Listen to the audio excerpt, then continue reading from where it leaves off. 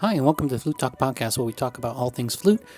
If you're looking for more tips or lessons from Amelie, please check out musigy.com for all the sheet music, transcriptions, albums, books, and flute lesson packages. That's musigy.com, MUSOGY.com.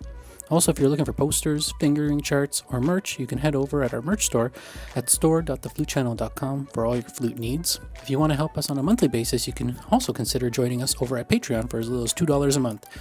This helps us make more great content for you. Check the description for more info. Finally, if you're looking into buying a flute, please consider using the Flute Center of New York and use our code TFC for a 10-day trial in trying 3 flutes. Check the description for all the details. Now on with the show.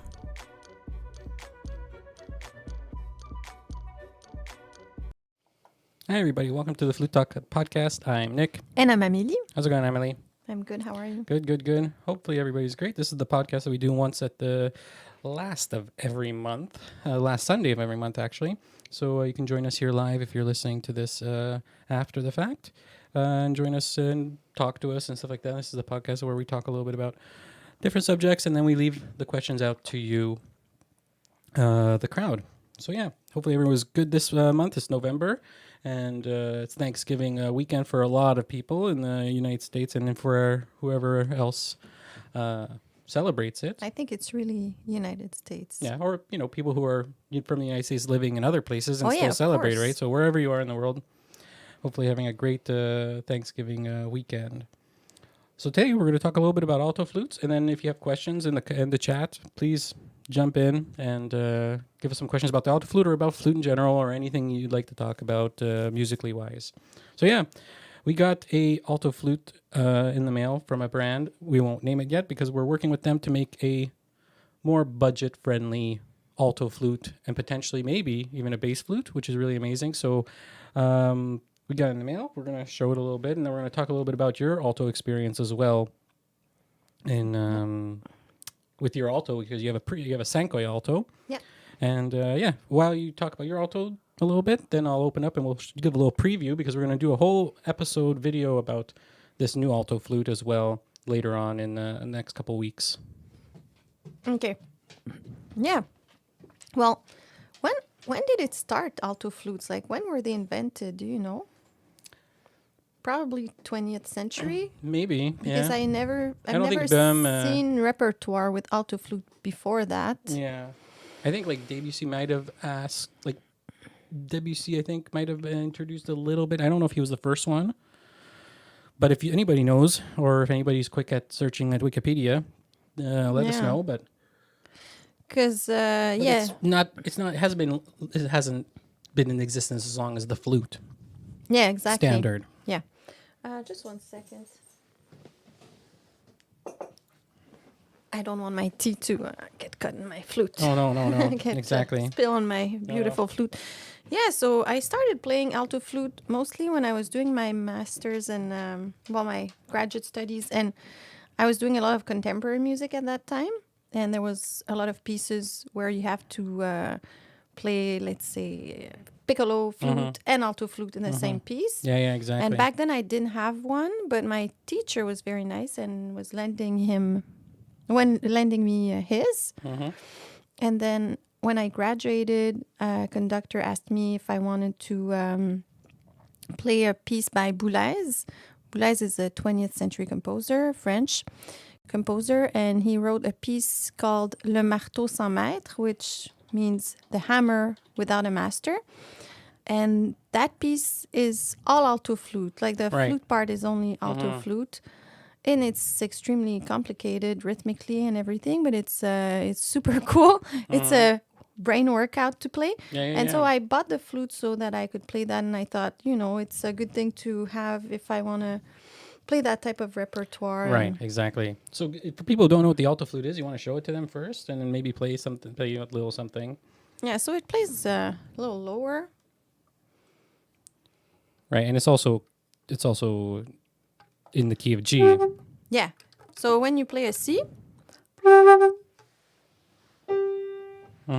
it plays a G. Right. Like you finger a C. Yeah, your finger. Yeah, exactly. And then the sound is a G. But when you read in your music, it's going to be written a C so that you don't have to relearn all your fingerings. Right, exactly. Yeah, composers will write it the way you have to read it Yeah. so that it's not like you have to transpose. No, Yeah. you don't have to transpose. Yeah, we're kind of lucky that way. Yeah. So the instrument transposes, but not you.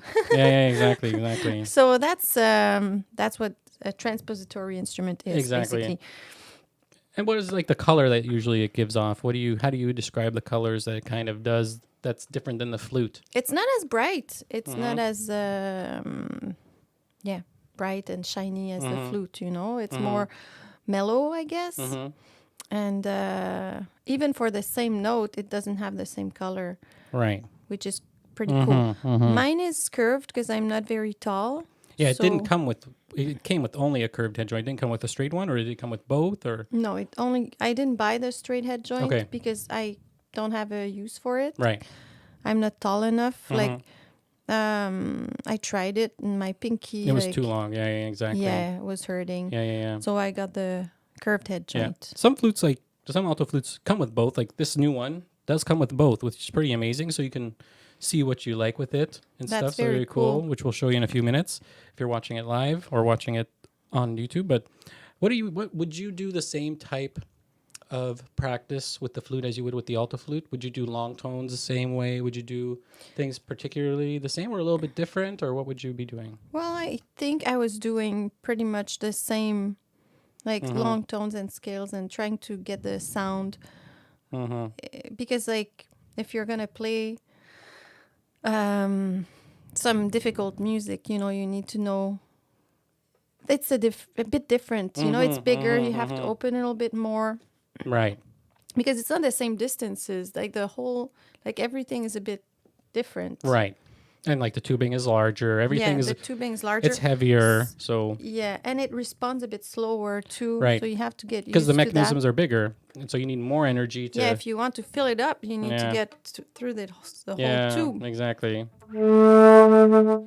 Yeah. Well, to where the last finger is, you have to blow. So if you play a low note, you have to fill out this whole tube. So it takes it's a totally new, different. Yeah.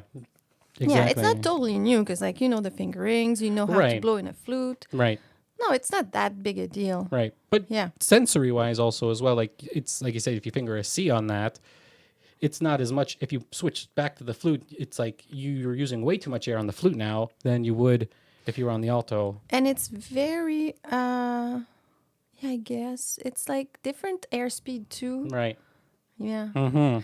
But, like, it's true that the sensory part, like the hands, right? Like, it's very rare if you play in an orchestra except if it's a flute orchestra, then some people just play the alto the whole time. Exactly. But if you play in an orchestra with many instruments and you have an alto part, it's rare that you'll be playing the alto the whole time. Usually you double, like you do C flute and then alto flute. And sometimes piccolo. Yeah. And you have to work on your transitions because it's confusing. Oh, okay. Like, don't think, I'll practice this part, then I'll practice. And you need to really work on the transitions because when you take the flute, just where to bring your arms, it's not the same distance. Yeah, exactly.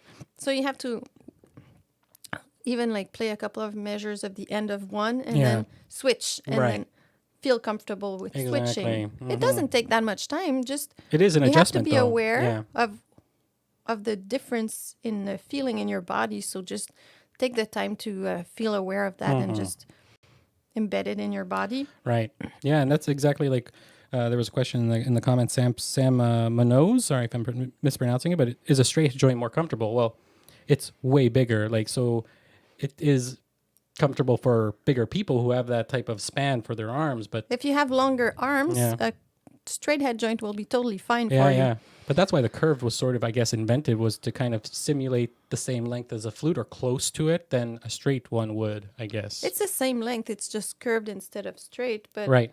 But I meant the whole body of it's being condensed still because of the size. Like if it was straight, it'd be longer. Yeah. Right. Would go here. So that's what I mean. Like it's way longer than a traditional flute. Yeah.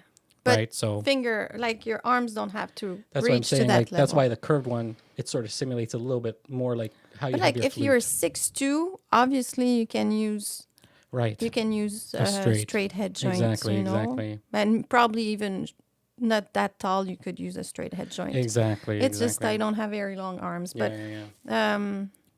I remember in a concert seeing a guy, very tall guy, playing the alto flute, and in his arms it looked like a sea flute. Yeah, I was exactly. like, oh, his sea flute sounds like an alto flute, and then I was like, no, it's actually an alto flute. yeah, exactly. He's just very tall. Yeah. Yeah. Oh, and thanks, Odyssey of Ascension. Oh, thank you so much. She donated live in the super chat $100. Thank you so much. Hopefully, you're having a great weekend. That's always helpful for us. If you help us in the super chat live, that goes directly to us, which is really great, and it helps us out a long way as well. So, in that matter, let's open up this alto flute just to give a little preview because we're going to do a video about it. But this is pretty much. We're so excited. We want to see it. You haven't seen it, so that's what's really cool about that. Yeah. You're gonna take a little drink, and then. But yeah, this alto flute, like it has a very great case. If you haven't seen it yet, like here, I'll just show it to you guys. If you're listening to this live, it's pretty encouraging to go and check out the YouTube video if you're watching this later. But yeah, it has a nice felt case. There's no branding on it, so we're not going to let you know about that yet, which is really cool. And then you have this right here. You want to put the cup away? Okay. Yeah, because we don't want I'll liquids put it on all the over it. floor. Yeah, and it comes with a, comes with a swab. Comes with a nice big stick, also cloth and everything. Put that on the side. And The you case have is the very thing nice. I'm to surprised. Check if your head joint is in tune. Yeah, exactly. Nice felt case. Super nice. Has a little strap inside there, too. And then the case is pretty amazing, too. And then that's what it... you look at it. Ooh Boom. la la. That's it. It's pretty nice. Can I try that head Yeah, joint? try it. Oh my, it's so cool. That's bigger, the hole here, than, We'll examine that than later. But for a sea flute. yeah. Yeah, it's proportional. It's like for a piccolo, it's smaller. Mm-hmm. And then, Yeah. Yeah, we don't know what it sounds like yet, but we'll just play a few little notes. Want to try with that or with the... Now you want to go back to the other? I can try with this one one for now. No, we'll switch around. It's like I said, it comes with a straight and a curved, which is pretty amazing. Go ahead. Try that out. Okay. Wow, it sounds pretty cool. It sounds very vibrant to the head joint. Just a few notes, and then because we're going to talk about the... That's a different feeling.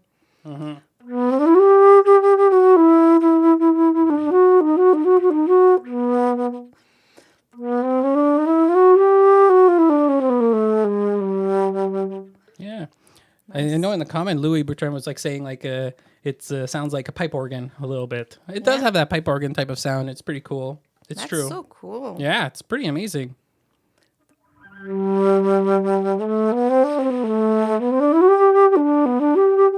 We'll have to do we're gonna do a we'll have to do alto flute duets now. yeah alto flute duets. It's amazing. But this is gonna be really exciting. What's really exciting is that they reached out to us and they have this. We've been actually talking to them for about a year about more harmony flutes, and they reached out to us just recently saying we got this alto flute and a bass flute that we're making. Two various models, so there it is, and they wanted us to try it out first. So these are prototypes; they're not out yet in the market.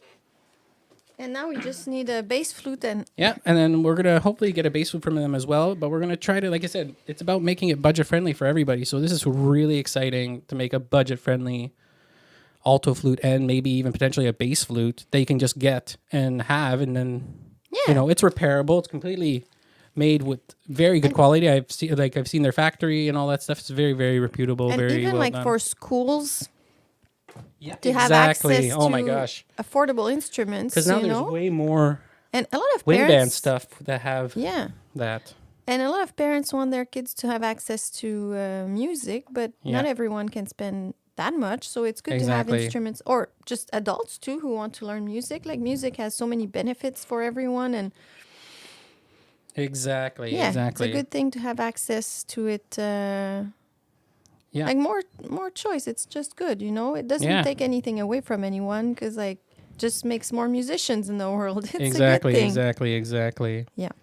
So Flute Girl, she wants to know: is there any sound difference with the straight and curved head joint? Well, we didn't try the straight head joint just now, but we'll try it. We'll try it in the video, in the in-depth video about it and stuff like that. I think it probably is easier to make a good sound when it's a straight head joint because the air just goes in one direction, whereas with the Right. curved, it has to go left and right.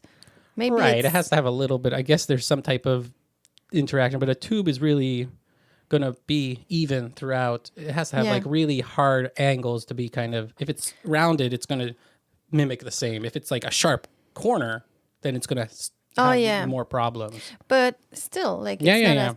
And I remember when we, I don't know, we had a discussion a long time ago about like, you were playing and you're like, oh, and I said, oh, did you try giving it a little angle to the left Okay.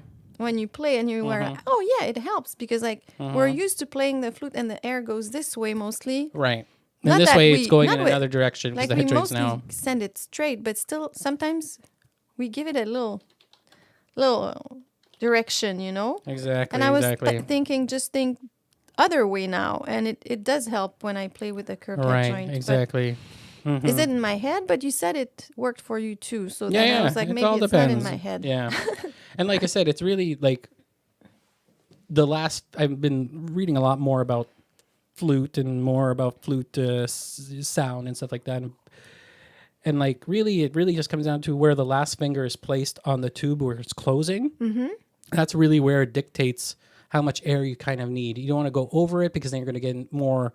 You're going to get more harmonics, or you're going to get more overblowing. You're going to get more prone to other things that might not be necessarily nice to have in the color of the instrument. So like with the curved head joint on an alto, like you say, you have to be blowing in the opposite direction. Plus also you have to have more air for where the last fingering is and stuff like that. You know, so it's all these other types of mechanics that you have to deal with. So when you were saying blowing in the opposite direction, we have to get used to that because we're not used to doing that in the flute. And you could be losing tonalities that you're not necessarily getting if you don't do it that way. So that's pretty good that way.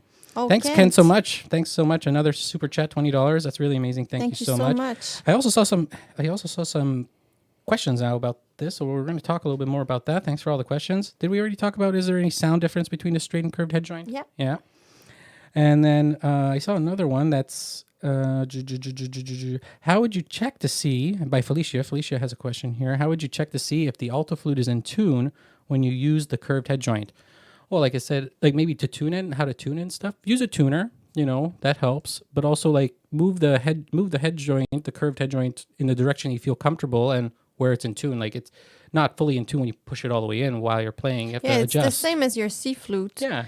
And if it's too high, then you have to take out the head joint a tiny bit from the body to make it flatter. And if it's flat, you have to push it in, you know, because the bigger, the flatter, and the smaller, the sharper. Exactly. So it's the same principle with any instrument. Joe wants to know, beginner flute player, are all flutists required to learn the alto flute? Absolutely not. You don't have to. It's another instrument in itself. It's part of the harmony of the flutes family, but like it's sort of like alto sax and tenor sax. There's a lot of people who just play alto sax and only that. But you could. It's an easy transitional instrument to go into because you're not learning like flute then trumpet, you know. Yeah. Or flute and violin. You're learning. It's the same system still. Well, it's the same thing. It's basically the same thing. Like, Exactly. It's not like it's just, relearning. It's a larger version of that instrument. So, no, but and it's always cool.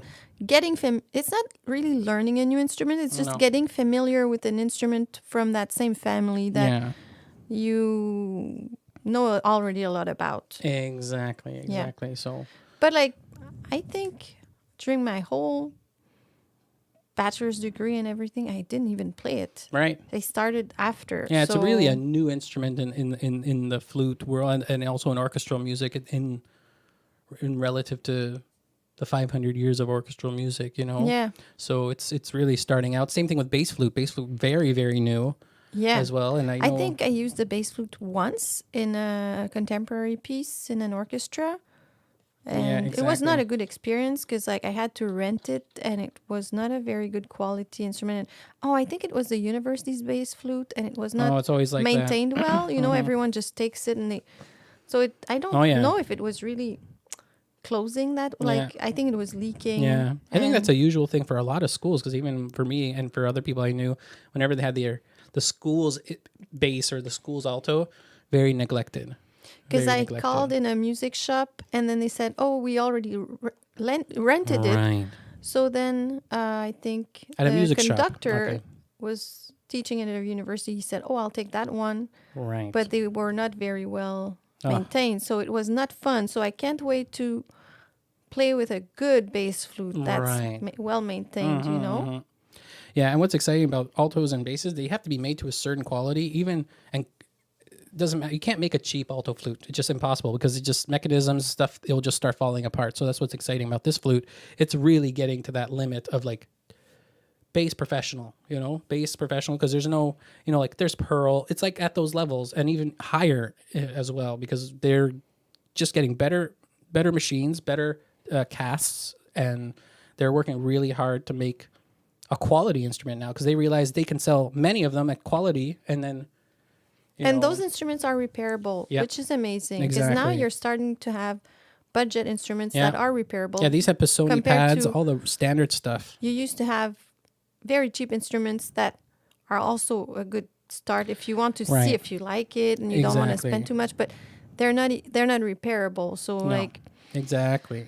So that's really exciting with the harmony flute. So you don't have to learn it, but it's fun to learn because there's a lot of new fun, people who write for the alto flute, they don't tend to write fast stuff for the alto flute. So it's really more lyrical, more, jazz-like, more movie soundtrack-like, a lot of different stuff like that. So the alto flute can be really cool for like those would you types of say things. that it has the same, like what other instrument has that register? Like because it's Viola. Viola? Because it's only Yeah. a fifth lower than, I no, play a a lot of fourth viola lower repertoire. than the... Fourth or fifth, yeah. A Something, yeah. fourth, Yeah. yeah, lower than the Yeah. C flute. So it's almost the same register in a Exactly. way. You think viola? Yeah, it's usually around viola. Whenever I look at stuff like that, because I remember we were trying to rearrange the Debussy trio for flute, alto flute instead of viola and harp, and it was possible, like completely. There's versions of it, and I made a version as well. So it's possible completely to do that range, and it's a cool range because you always want to. I don't know about you, but I know when I play the C flute, I always want to go lower. I want to go lower than B and C. I Yeah. want to go to A and G and all those other notes because I want to hear that thing, and that's where the alto flute sort of takes care of that a little bit. And I know there are foot joints that can go that deep, but they're super expensive. Like I know there's a Japanese maker that makes an A and a G On foot a C joint flute. on a C flute. So then you have the And same it's- register as your alto as the alto flute with that. Sort of. You don't get all those notes though. You don't get like A flats. You get really those. Oh, tone, you get just get yeah. You the get the note you want. natural note. Yeah, you get the note that you want. Unless you want, there are ones that they make with But chromatic, you but don't it's get a lot. you don't get the expensive. mellow color though. Right. You still have the Yeah, you same get the flute color. Yeah, you get the flute color again. So yeah. It's a different thing. Yeah. I know there was a very good question about how do you make a curved head joint stable? My curved sliding is sliding up and down frequently. Oh yeah, with alto like moving around. Yeah, it's You have to find an angle. and a center point as well. I find. Like I find that if I put it like 45 degree or a little bit more than 45 degrees, Yeah. and then I bring Mm-hmm. I have to bring the head joint also in a certain angle on my chin so that it's stable. You have to move it around and find, because I noticed that Nicolas, you don't put it the same way as No, I put absolutely it. not. Everyone's So I different, yeah. can't tell you exactly how, but like if it's turning inside, it might also be that the head joint has to be solid inside the body. Mm-hmm. If it's moving, it's not good. So maybe go to see have it adjusted by a technician. Right. But if it's just that it's sliding because you're not in, like the whole flute is rocking, you have to research, find your spot. It's not straight, that's for sure. Mm-hmm. Right. Like I don't know anyone who puts it straight, like, wait, I don't want to break it. No. Like this, It's kind of hard to break. But yeah. If you put it like this, it moves more. Oh yeah, the flute. It's really like the Like alto flute. this, It's, yeah. and then I bring it like this, and then I check, am I comfy? It does rock. I can even see it in the image. Like it does rock because like a flute itself too, even a regular flute does rock a lot. And I know some alto flutes have a little. I know they have a little But look, it's still thing there for your left hand to hold it straighter. You like see, a little rod. I'm holding it. Oh, it's still with, moving. It's moving a little bit, but I'm holding it with no Right. no moving fingers, Yeah. and it's still. Make sure you have a Okay, pillow or something underneath I'm you not- so it doesn't fall I'm not out of your nervous hands. that it's gonna fall at all right, now. but I mean, for people who are testing, you could have an accident. So be careful. And be also, mindful. like my thumb is like oh yeah, it's at the behind with a little angle going pushing forward. pushing forward. There's probably thumb ports for alto flutes. There are thumb ports for alto flute. I think Solexa makes them. Yeah. Solexa. That could help too. Yeah. But I think here you have to find your comfort point. Yeah, because you have double pipes there that are, in different directions in space, and so they're working differently in weight. Like I put it higher. I think you put it a bit lower. Right. Yeah, for specific reasons. So you have exactly. to find your own way, I guess. But Yeah. for me, like this, it's comfortable. Right. Yeah. It looks, and like I said, it all depends, but that's the thing with the flute in general. All flutes, including the lowest piccolo to the highest bass, they are not very ergonomic. They are always constantly moving because the way they put the rods and the pads and the keys, the weight distribution is not even everywhere. So you're always getting that rocking thing, which it does affect a lot of our playing because it makes our fingers unstable, and then we make it doesn't sound as smooth and stuff like that. Not like alto saxophone, which has a strap and they have a thumb rest both sides, and things are moving And you're way in smoother. front, like it's not the same. Right, as a side. So, that's a thing that hopefully will one day fix with the ergonomics of that. So it's very interesting. But there are ways to go around it right now. Still. Yeah, little things, but it still rocks, you know what I mean? So there's even with the right hand, like a flute, like a thumb port, and there you still have such, especially with an alto, it's so heavy, it's doing more moving around, micro moves and Yeah, but larger that's why movements. you need to be. You need to have some type of rotations as well in your own arms, and like have some type of so that you can. If you're too stiff, that rocking will really bother you a lot. If you're Exactly. If you're. Yeah. I'm not. I think stability is super important, Yeah. but also you need to have some Right. type of ability Yeah. to just move with it. No way. Sort of, yeah. But there's a great YouTube channel that I've been listening to of a lady who's talking about flute stabilization and stuff like that. And it's incredible because the flute is completely unstable. Like it's to be able to, we have to use a lot of different types of mechanisms and things to keep it in check. Like I've been looking at some old flutes, and some flutes, they have old C flutes have extensions on the G key already built in. We don't have extensions that built in on the flutes anymore. People don't, that's extra, or people don't even know that it exists. And also some have those, that rod they can screw in and have a support for your left hand so you can have less pressure on your finger here holding so that you can have real fluid movement. So there are things that have been invented but have been either taken out or put back in, and I'd like for a lot of those things to keep coming. And like you were saying, like the flute port is a very good one too. And I remember there was one that had the part where your left hand index finger goes, they put a metal extension, like a big piece that moves the hand more naturally forward instead of pushing back on the metal. So there's a lot of different things that I believe should be introduced again for a lot of people. Also, like let's say I don't have any issues with my left hand, and I learned that way. So now my brain like already knows where to put my fingers, and so I would not be interested in that because it would change the whole, like it's like I can't play with the offset G. Yeah, sure. Because my fingers go too far because I'm used to the inline, and since I don't have pain, like there's no point in me changing it. But yeah, maybe for new flutists, Yeah. or if you have pain, then you have to research for Right. Exactly. something, because Yeah. there's a problem. You shouldn't have pain. If it's painful, like you have to find a solution. Yeah, you gotta find solutions, and there's nothing wrong with finding solutions because it's all about playing effortlessly and not playing with pain and stuff like that. And a lot of people play with pain because that instrument and other instruments, but this instrument does have issues. What is your brand of alto flute? I think it's Sankoi, right? So Thank you. Yeah. And that was like, I think it's a pretty expensive flute. It's I think it's their most expensive alto flute that they make. I think they only make one. Yeah, I think so. Yeah. So They only it's make pretty that one. expensive. Yeah, That's but what's exciting about the new one. It's way cheaper. I got it at a good time, so Yeah, a long it time gained ago. value. And Oh yeah, it gained insane value. Yeah. Exactly. It's crazy. I know somebody said that the Alto flute was made made in 1891. Somebody researched that just now. Thank you so much. And I That saw a would great seem question here. very logical. Yeah. Yeah, because I And like I think it's in the Rite of Spring and stuff like that. I think it's in some new stuff, and also I think it's in Mahler symphonies and stuff. So that's where it starts. yeah, around there, That's that cool. period. The rabbit hole wants to know, how do you get a perfect sound on the flute and avoid the condensation in the mouthpiece? Well, condensation is just You can't avoid no, that. because that's air and hot air and cold air reacting, making fluid and stuff, making liquid water and condensation. Like, it's unescapable. You go and play in a concert hall that's AC'd with full AC inside, you're going to have a waterfall coming down because you're blowing hot air in a cold environment.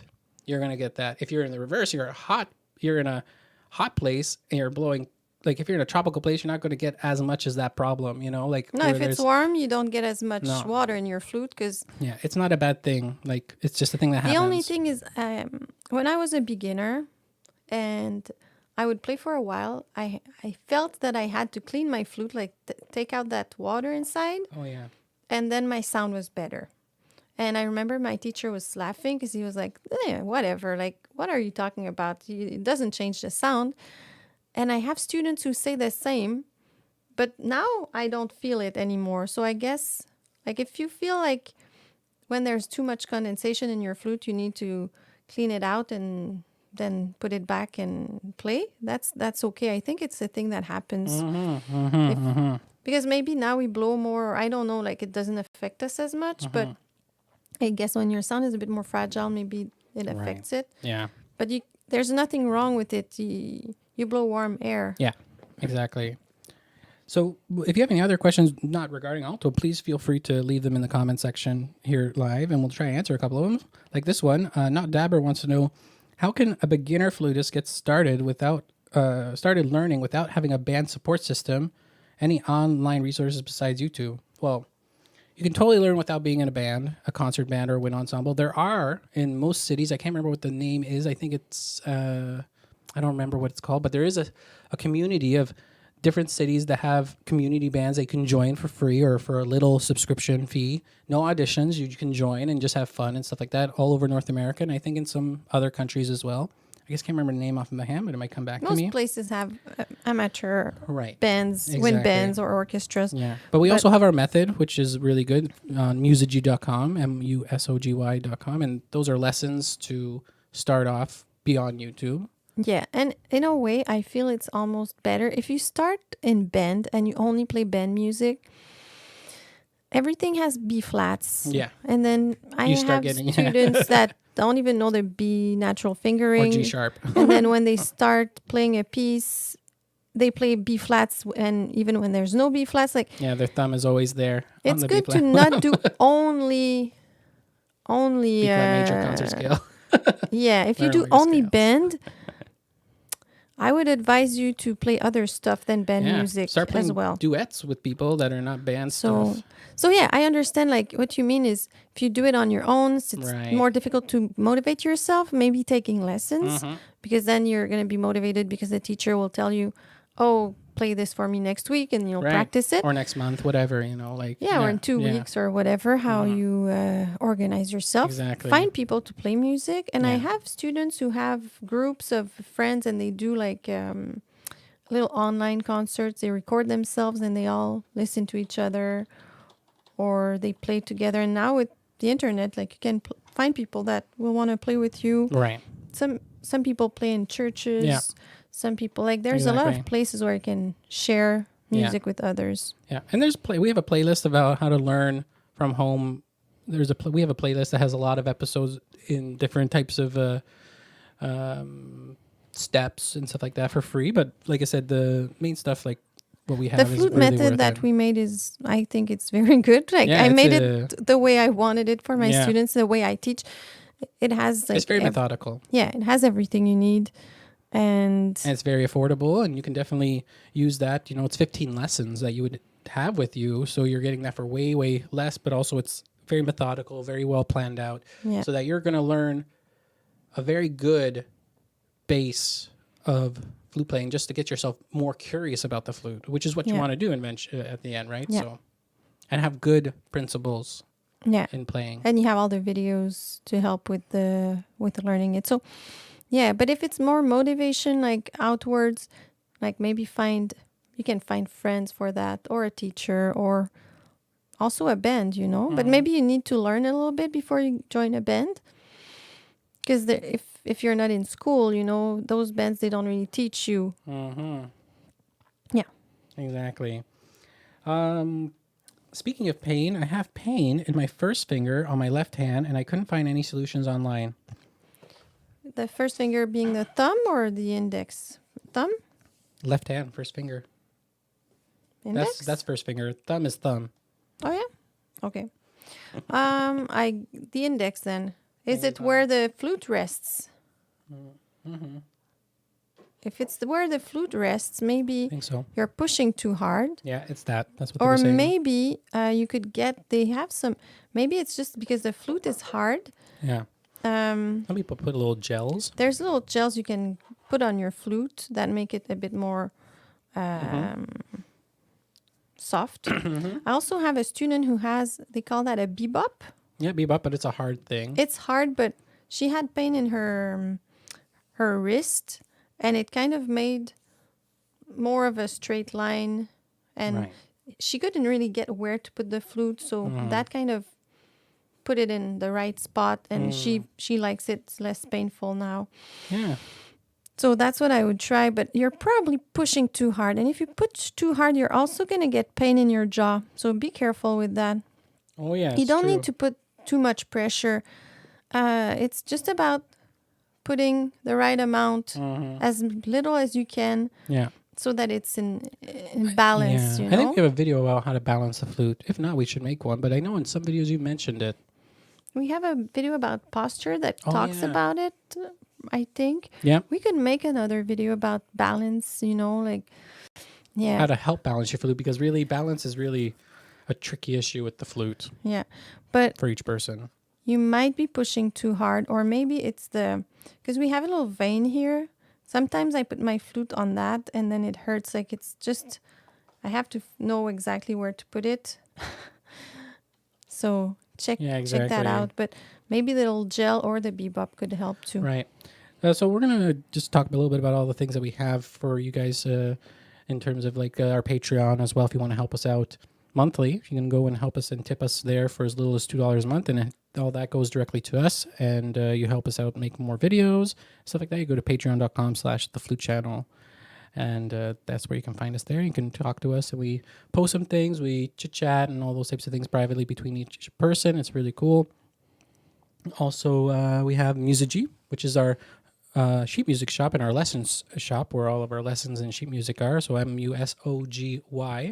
You can find that in the description, and there you can find our 15 beginner lesson books, and soon our 20 intermediate lesson book, which is really great. So that's going to be full of stuff. It's I think 150 pages. I don't know. It's going to be quite large and budget friendly for everybody again, and it starts right off after the 15 beginner lessons. So if you're either coming from the beginner book, it's perfect. Also, it's perfect for people who are just starting or intermediate, went through band a little bit in high school and elementary school, or if you've been practicing for a long time by yourself without any of those things, this could be also a very good guiding light to more playing, and it really gets you to a very nice level. And that'll be coming out soon as well, so stay tuned for that.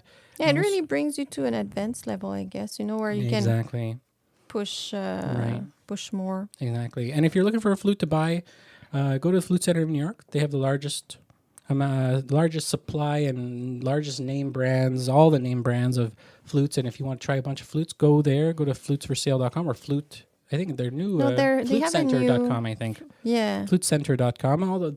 All the links are in the description anyway, so that's really great. You can use our code TFC, and you can try up to 3 flutes or piccolos, I guess, 2 as well. And you can try those out for up to 10 days. And you get an extended warranty as well. But there's even more little details in the description as well for that. So you can either call them, or you can also go on their website. They're very friendly. Everybody there's a flute player. They're all in the same building. You don't get customer support is still there. Everything's there. So they're really friendly and helpful for that. So if you're looking for something in the holidays for a nice quality flute, go to them. It's pretty amazing. Yeah. And what else do we have? I think that's about it. Did you mention our merch store? Oh, and our regular shirts? merch store, like our shirts and stuff. Oh, of course. Holidays are coming around. Like if you want to get something for your flute friend or for yourself, order now. Go to store.theflutechannel.com and you can go and buy merch. I know we're getting a bunch of merch being bought this past week for the holidays. A lot of long shirts, a lot of just practicing shirts, which I think we should start back up again. Just practicing, that'd be fun because we haven't done just practicing in a long time. That was fun. Maybe if people can tell us what they would like me to practice. Yeah, let us know in the comments. Or once we did a just sight reading, that was funny too. Also, it's true. Just sight reading. Oh my gosh. And also, there's a poster that people like in our merch store. Oh yeah, our fingering chart poster has just been selling out all the time. People really like it and it's super cool. That's also in the store there. And major and minor scales. Major and harmonic minor scales, I think. Yeah, I think so. Yeah. And arpeggios. Yeah. Yeah. And I think is there anything else? We have so many things. It's pretty funny. But I think that's it. Yeah. Okay, cool. So let's go back to some questions here. Well, a couple of nice questions here. Andres Martinez, how do you get good? By playing lots of songs? Well, yeah, you can play etudes and yes and no, yeah. Yeah, like let's say an etude a week or every 2 weeks is good. What's an etude? Okay, so an etude is a piece that's usually you can get a book of it, or on flutetunes.com you have a lot of etudes. Or in our book, I put some etudes and you learn one a week or something like that. And this way you work on your phrasing and technique and sight reading and all that stuff. But the point is not to play it perfectly. It's just to learn, Yeah. But then I advise you to take pieces that you'll keep a little longer. Right. That are a bit more challenging maybe, and where you're going to work more in depth. Yeah. Try to play it more closer to perfection than with the etudes. Exactly. You can call it an etude or a study. It's the same thing. And yeah, like learning your scales, some technical exercises, doing some sound exercises, breathing exercises. There's a lot to it. Exactly. Listening to music. Yep. Listening to yourself. Yeah. The flute music world, like the whole canon of flute stuff, there's so much to explore, so you're never going to run out of stuff. And just be curious and look for stuff. And a good teacher is helpful too. Yeah, and it's cool playing. Yeah, it's true. Because sometimes you need retroaction from someone else because you can't know what you're doing wrong sometimes. Yeah, exactly. Oh, I just want to jump right back to our other stuff that we have for everybody. If you have Apple Podcast or Spotify, please go and rate and review us. Go find us on your podcast app like Apple Podcasts or Spotify, and either follow us on Spotify. That also helps. That's pretty much like a thumbs up, 5-star type of thing. But if you go on Apple Podcasts, leave us a 5-star review and leave us a little review, and we'll definitely try to read it. I know we have a couple. I think we might read one or two at the end of the show that I'll have organized here. But back to the questions. Not Dabber wants to know, can you play Naruto music? We actually have Naruto music planned to come out soon in our thing. You've learned it, and we're going to put that out soon. And also, what do we got here? Danny Schmidt wants to know, I'm a beginner. I can play the D, but not C. Is my embouchure not strong enough? Also, is there glue or something to make the thumbprint last longer? Thumbprint. Thumbprint. You have to be a little more descriptive about that. Okay, but I think if you can play the D but not the C, maybe it's your foot joint that needs to be checked by a technician. Maybe. Because I don't see a reason why, except... if it's a low C, and then you play a D... There's no difference in your embouchure between a C and a D. So in the low register, try to just keep the same way you're blowing and play it. If it doesn't work and you're doing everything right, I guess it's the flute that's leaking. Mm-hmm. And also, just I'll take my flute. Danny, don't keep your thumb port on when you put it in the case. Take out your thumb port and put it away. Don't the thumb port doesn't fit inside a case. When you have your thumb port, take that off. Yeah. Because it can cause some damage. It's not meant to. It's meant to be taken off and put on. Some students, they don't notice, but when you play the low C, even if you don't touch the C sharp key, if you only touch the C key, both go down. And it's important to know because sometimes people kind of want to push both and then they end up not really pushing the C because they do it in a weird angle. So just check that. Maybe also it's that. Maybe you're just putting your finger in a weird way and you're not really pushing down that key.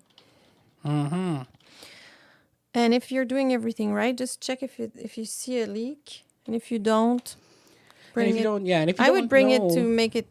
And if you don't know, by a technician anyways. Yeah, if you don't know what a leak is and you still think something's wrong, just go take it to a technician. Because a leak is also, you have to know what that you're actually looking for. If you don't know what you're looking for, then... I'm not even like, sometimes my flute gets out of whack and I don't even notice because it's so gradual. And then I bring it in and they're like, yeah, there's a couple of things to take care of. And it's exactly. So, yeah. So maybe the thumb port. Oh, that's what she means about the glue or something. Also, is there glue or something to make the thumb port last longer? Oh, the thumb port, if it's what we have, it's that there's no glue on it or anything. It just fits on it. It's a piece of plastic. Don't ever put glue on your Don't put glue or anything. Don't permanently put it there. It's meant to be moved around, and it's not meant to be a permanent thing. I know that sometimes it tends to move left and get under the key. Right. And then it affects the sound. So you have to, when you play with it, check regularly that it's not stuck there. Exactly. Put it back. If you see it always goes there, maybe don't use it. I don't know. Because it's not. Exactly. Yeah. So hopefully maybe use something else like a gel or something different if you're always pushing it in. Exactly. And even like with the other thing that we have, that other port thing that we have on the other flute that I have upstairs, it has a little bit of a plastic thing that sort of just kind of grips the flute, but it's not sticky. It's just like a grip that keeps it all kind of stuck together. I forget what it's called exactly, but that's a different type of thumb port in itself. It's like a thumb rest, like a thing. It's we're going to do a video about it eventually soon, which is really cool. Let's try to do one or two more questions. If you have a question that you're dying to ask us, let us know right in the comments. And if you have questions and you're watching this after the fact, please leave a question under the video on the page so we can answer it for the next episode as well. Or make a video about it. Sometimes we even make a video about it, which is really cool. Let's see here. Who sells extension joints? Are they expensive? I have a student flute, so it'd be so much great music, but no low B flat. Well, low B flat, that can be expensive. I know Yamaha makes an extension to make a B, like a C to a B. You can buy a C foot and a B foot. Those are interchangeable, and those are, they could be roughly between $300 to $1,000. But then if you go beyond that and you want a low B flat or because those are rare, so they don't make rare. A lot of them. Yeah, so and they might not even make it for your brand. So you're looking at a completely custom job. Flute Center of New York could help you in the direction of where to find those things, but it will be expensive. You're looking in the thousands, And it's not really in any, you don't see that very often. Yeah, it's almost in no music unless you're using it for improvising and stuff like that, which is, I guess, cool. But there are some Japanese makers that make, like I said, 5 keys lower, 6 keys lower, but they're in the several thousands of dollars to buy, and it's custom. So you have to wait a long time because there's waiting lists and stuff. It might not even fit with your flute. I knew a guy who would put a little roll of paper, or I don't know what he would put, at the end of his flute, and then when he would hit the C, it would actually play a B. But then he didn't have his C.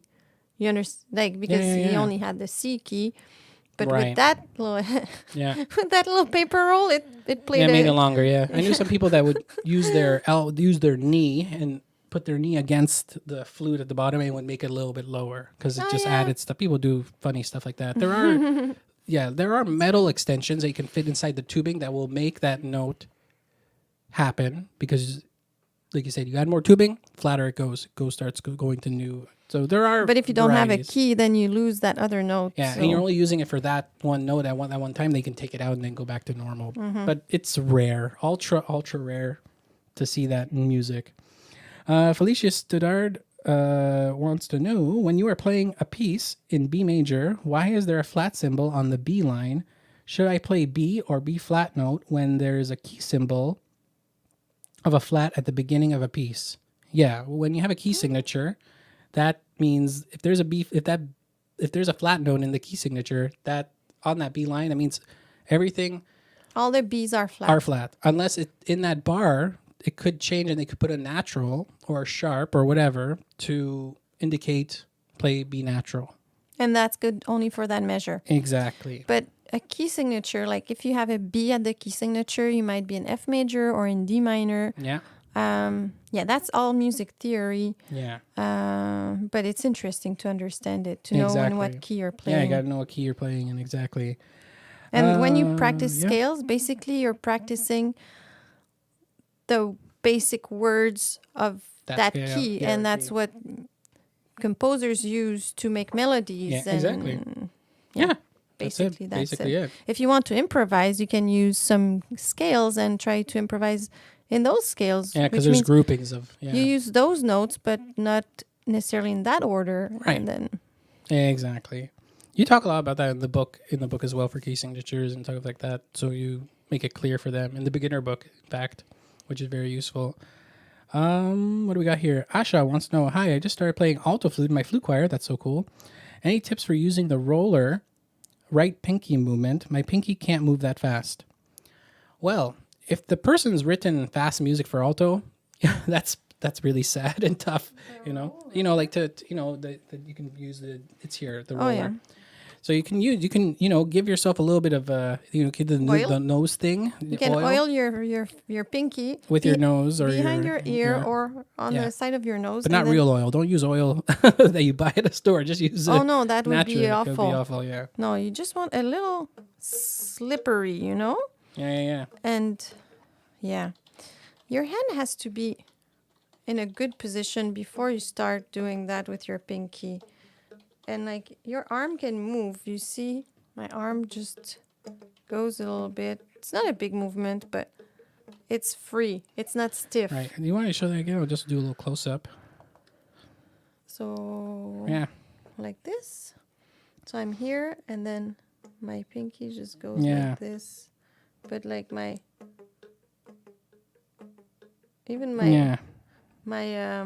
elbow is not always in the same position. Plus, you're not in the right position just to show it on the camera as well. So, no. Yeah. But your hand has to be stable, but not crisped. Not crispated. Like. Yeah.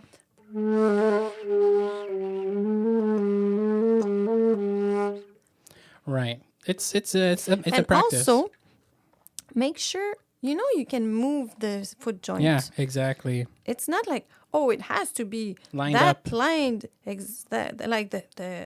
the rod has to be right in the middle with the key. No, nothing like that. Just check. Take your pinky and be like, okay, am I more comfortable? Personally, I put it inwards because I have a very short pinky, so I put it inwards. Some people have, it depends compared to your other fingers, what your pinky size is. If your pinky is long compared to your, is longer, maybe you'll want it. So you have to move this to a position of comfort. Maybe your foot joint is too much outwards, and you need to bring it a bit more closer to your pinky. Yeah. There you go. Hopefully that helps. Enjoy flute choir. It's always a bit funny how people compose for alto flute, because alto flute's not meant to be written for fast stuff. So especially fast low C and yeah, that's funny. But anyways, best of luck with that. That's always fun. Alessandro Ugarte, thank you so much. Thank you so much. $25. That's amazing. Very, very, very nice of you to do that in the super chat. A few more questions and we will be done for the day. Are there any good... Living Hacks wants to know, are there any really good exercises that help to play faster? I really struggle with that. I would say scales. Scales, Taffin Gobert, 7 daily exercises. By Reichert? Well, no. What's the big exercises? 12. Are they 12 in there? 14? How many are in that book? Anyways, Taffin Gobert and Reichert. You can do Reichert 7 daily. That's free. So is... you have that on IMSLP, those two books. Yeah, imslp.org. I would say don't try to do a full book every day. Just pick a page, do it for a week, then another page for a week, then another page. Then if the exercise has 4 pages, maybe go back, do the 4... don't try to... Also the way to get good is to do repetition. And then that creates some automaticism where you don't have to think about the fingerings. It just... your body does it. Yeah, coordinated automatism, like coordinated, like don't just do it fast and slow. Make sure there's a metronome, make sure you're increasing, do things that make things solid, and also maybe sight read once in a while too, which helps too. Studies are also very Studies good. help That's with why the reading. Studies are good with, but if you're just talking about like technique, I think that's good in studies too, because like you're playing more stuff, and usually it's written in a way that this study is working on scales in thirds, and the other one is in another key, and you have different keys and different, like they're composed to help you with that stuff. Right. And fast, people think playing fast is great and all, but you have to play fast cleanly. So you can play something at medium speed, but very cleanly, and it'll sound fast. You know what I mean? It's all about how you add, how relative. Yeah, and it you have is, to be patient. You can't become a virtuoso in a year. No. It takes time. Yeah, it takes time. And like, let's say you're learning your scales. Don't try to learn all your major and minor scales at once. Do like up to 3, like let's say in the beginner's book, I just put major scales up to 3 sharps and 3 flats, and that's it. I'm like, just learn this properly. Then in the intermediate book, I do major and harmonic minor up to 2 octaves. So now I add an octave, and up to 4 sharps and 4 flats. And that's it. Just learn it well. Then you learn this 3 other scales that you haven't learned yet, and they're relative minors. Then you learn, like, don't try to digest everything at once. Exactly. That's totally true. What else do we got here? We got 1 or 2 more questions left, and then I think we'll be done for the day. By the way, what do you think about playing Baroque flute? Do you think you can play some modern repertoire on it as long as the range fits? Yeah, you could, but like I said, Baroque flute's fun. Like, it's meant to really be played with the period music. I don't really know anybody who's written new. No. There might be some new composers who are writing stuff in the style of Baroque, but are alive. But the problem with my Baroque flute too is that it's tuned in. It's tuned lower. It's tuned in 430, I think. 415. What is the tuning? I think of it's my Baroque? 415 or 415, I think. So I can't really play with people tuned at 440 or 442. Yeah. It's a different... so I would have to get a head joint that would make my flute 440. Yeah. To make it work. Exactly. So I think that's what we got. I think my traverso, I mean, like my Baroque flute. Yeah. Oh, yeah. I see. It's not the same. Right. Yeah.